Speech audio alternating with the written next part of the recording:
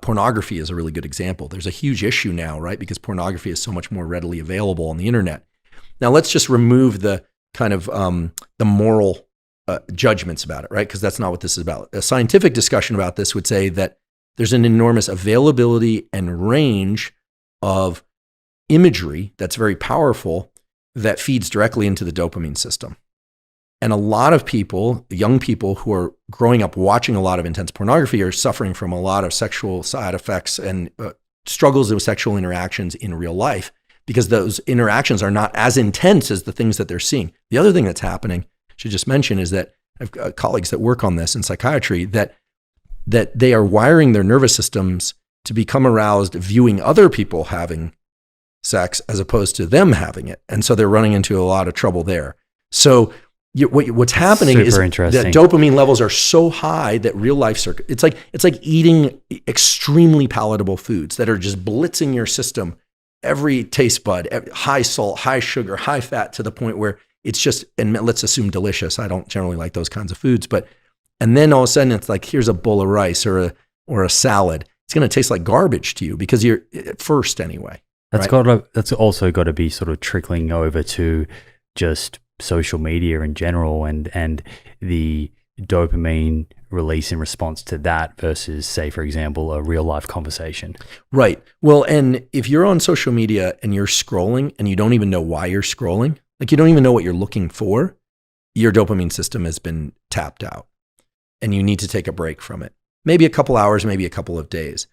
I think social media is great. I teach science on social media. I see you all the time on social media. You know, there's a lot of great social interaction. There's a lot of opportunity to learn and see things. Some are funny, some are interesting, some are disturbing.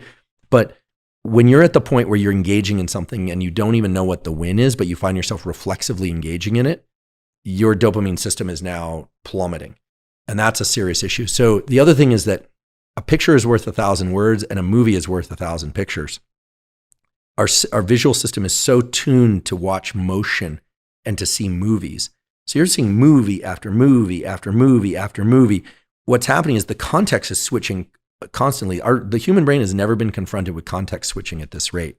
A television, went from 6 channels to 12 to 200, but this is the first time that you can walk around with your television. You can have it in your car. You can have it on the phone. On the plane. So I use social media and the internet a lot. Unlike email or reading an article online, social media is, you can scroll through 1,000 different or 100 different contexts within 5 minutes. And that's a big override for the brain. And then the rest of the world seems kind of boring. Like, you see people at dinner scrolling their phone. It's because actually the brain wants novelty. It's seeking novelty all the time. These days, I'm turning off my phone in the evenings. I'm on there a little bit, but I'm finding I'm kind of sick of the phone. I think a lot of people are kind of hitting this point where they're like, I'll get on social media for an hour or two a day, but this is getting a little pointless. Yeah, but you're right. It has its place, but it's nice to be able to connect how you're engaging with it, using it, and your feelings with science, because then all of a sudden you're in control. Yeah, and I use the phone. I try and not look at my phone for the first hour that I'm up. Usually I only make it about 30 minutes while I go do my walk. I want to download whatever processing I did in sleep and write a few things down. The phone isn't sinister. It's our overuse of it that's sinister. It's like calories aren't bad. It's overindulgence in calories is bad. It's not complicated, but I think that knowing that the dopamine system is what got you started with the phone, but the reason you scroll is not for more dopamine. It's because you're seeking that big dopamine peak. It's subconscious, but that the amount of dopamine that you're getting from any individual post is tiny, tiny, tiny, tiny. And then it's more about just trying to get back to baseline.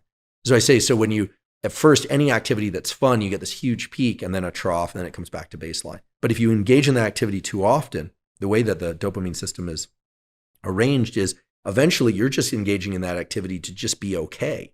You're just fighting for normal. Fighting for neutral, as I call it. And that's addiction.